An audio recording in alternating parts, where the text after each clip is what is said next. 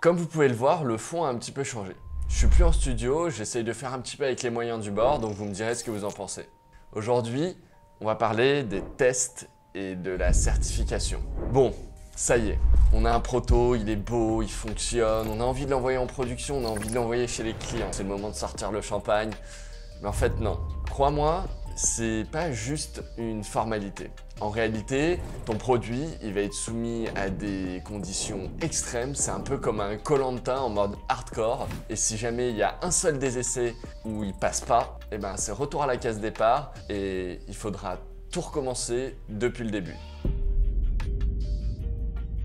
Alors si tu discutes avec des consultants, des experts, ils vont te dire qu'il faut arriver à cette étape avec un cahier des charges, un truc hyper détaillé, pas d'imprévu possible, etc. En réalité, c'est quasiment impossible de tout prévoir. Donc il vaut mieux avoir une approche un peu plus détachée, un peu plus humble, où on va se dire il va y avoir des merdes, mais au moins on est disponible pour le faire. Donc il faut vraiment prévoir les ressources pour pouvoir itérer et réagir en temps réel pendant toutes ces phases de test et de certification. Pour te prendre un exemple, moi à un moment, avec mon équipe, on reçoit un premier prototype de notre carte. Donc avant même de passer en certification, là c'était un test chez nous en interne. Donc on est super content. Évidemment, on a bossé le truc comme des dingues pendant des mois avec toute une série d'experts, donc on est sûr de nous. On reçoit la carte. On la déballe, on la branche, on commence à la tester. Et en fait, au moment de la brancher, on se rend compte qu'il se passe rien du tout, quoi. Pas un signal, pas une LED qui s'allume, enfin... Donc là, on passe en mode panique. Évidemment, on commence à regarder la carte électronique, chaque composant, le software, tout dans le moindre détail pour essayer de comprendre ce qui se passe. Au bout d'une semaine à regarder tous les trucs à la loupe et tout, on se rend compte que le problème est complètement débile. C'est qu'on a oublié de relier l'alimentation du circuit électronique à la batterie. Donc en gros, il faut vous dire, une carte électronique, il y a tout plein de fils dessus. Et nous, on a vraiment oublié de brancher le fil du microcontrôleur pour pouvoir le mettre sur on à la batterie. C'était un problème qui paraît tellement idiot, tellement évident que tous les experts et même nous en interne, on ne l'a pas vu passer. Donc en ce qui concerne les budgets et les délais, c'est un peu pareil. Donc moi au début, je voulais tout bien faire. J'ai fait la roadmap avec un budget aux petits oignons, tout qui était bien calculé. Donc on met tant de temps à faire le développement produit, on reçoit les prototypes. Après une semaine, on a validé les prototypes, on peut passer en test terrain chez les clients. Si les clients ils valident, dans ce cas, on peut passer en test de pré-certification. Si les tests de pré-certification sont validés, on peut passer en test de certification. À chaque fois, on éclatait complètement tous les budgets et tous les délais parce qu'on n'anticipait jamais que il pouvait y avoir une crise de composants qui faisait qu'en fait il fallait changer un composant, on perdait un mois sur le développement, des problèmes logistiques pour la livraison des prototypes où là des fois on pouvait perdre une semaine, des problèmes de production où cette fois c'était côté fournisseur, il y a une erreur sur la partie montage des produits, de l'électronique sur la carte. Quand on développe une boîte hardware, on n'a tellement pas le droit à l'erreur qu'il faut vraiment prendre ceinture bretelle et on va se rendre compte qu'en fait, même en prenant ça,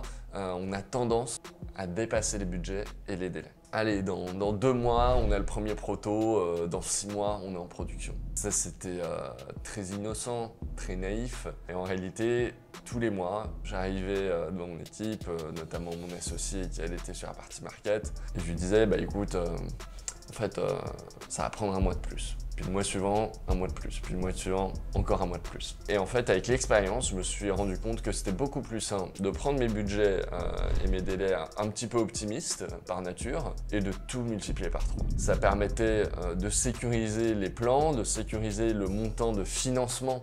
C'est des salaires en plus, c'est des heures de consulting en plus, c'est des prototypes en plus. Ça coûte. Et si on n'a pas prévu ce qu'il faut, à la fin, on se retrouve sans avoir suffisamment d'argent et on ne peut pas avancer. Après plusieurs années, maintenant, on arrive à faire des roadmaps et des budgets où on est à 1 mois près en termes de sortie du produit. Une fois que le produit il a passé tes propres galères internes, et cette fois il va falloir le faire valider par des gens en externe. Des tests en laboratoire, des tests de pré-certification où là il n'y a vraiment aucune pitié. T'arrives, tu le donnes gentiment et tu vas lui faire vivre des trucs qui vivra sûrement jamais dans la vie réelle, mais qui doit passer pour des questions de normes et de certification. Les experts, leur mission, c'est de détruire ton produit, c'est de prendre ce que tu as fait et de faire en sorte que ça ne fonctionne plus. Ils vont le mettre dans un four, ils vont le brûler, le congeler, l'asperger d'eau, ils vont le mettre dans des environnements électromagnétiques impossibles pour voir si ça tient. Et si jamais ça tient pas, il va falloir s'y recoller. Donc voilà, nous, au début, on pensait que la certification, c'était un moment très administratif où en fait, voilà, on a développé le super produit, fonctionnellement il marche, on a mis toutes les sécurités qu'il fallait, on n'a plus qu'à l'envoyer, payer 10-15 000 € à un laboratoire de certification et avoir le logo CE avec tous les papiers qui vont bien. Ça se passe pas du tout comme ça. En fait, les gars, ils vont inspecter le truc au microscope, ils vont demander tous les moindres détails. C'est un enfer et des fois, ça amène à des situations où il faut même solliciter ses fournisseurs pour pouvoir passer la certification. On a vécu un truc qui était assez intense avec la batterie. L'organisme de certification nous demande la certification de la batterie elle-même, seule. Donc on la demande à notre fournisseur, nos fournisseurs la donnent, on la passe à l'organisme de certification. Bon, ça déjà avec les délais, ça prend plusieurs jours, voire 1 ou 2 semaines. Les gars, ils regardent et ils nous disent on peut pas vous donner la certif. Ok, alors qu'est-ce qu'on fait quel est le problème? Ils disent que la référence de la batterie que toi tu as déclarée, c'est pas la même que celle du fabricant. Le fabricant, lui, en interne, il a changé un numéro. Il n'a pas changé ses process de fabrication, ses composants, enfin rien n'a changé. Eux, ils disent ouais, mais on peut pas attester que c'est la même batterie. Donc comme on peut pas attester que c'est la même batterie, on peut pas certifier que les tests qu'on a là, c'est bien ceux de la batterie que vous nous présentez. Donc à la fin, j'ai dû les mettre en visio ensemble pour qu'ils puissent se parler. Et là, on s'est rendu compte qu'en fait, ils avaient eux-mêmes, entre eux, des interprétations de la norme des tests à faire différents. Le sujet s'est résolu en donnant une attestation qui a engagé la responsabilité de la société finalement sur le fait qu'il n'y avait pas de changement sur ces numéros-là. Nous, on voulait faire notre sortie de produit fin mai, début juin. Il fallait prendre en compte aussi les roadmaps de communication, de marketing, de sales, et donc repousser le lancement produit à mi-septembre.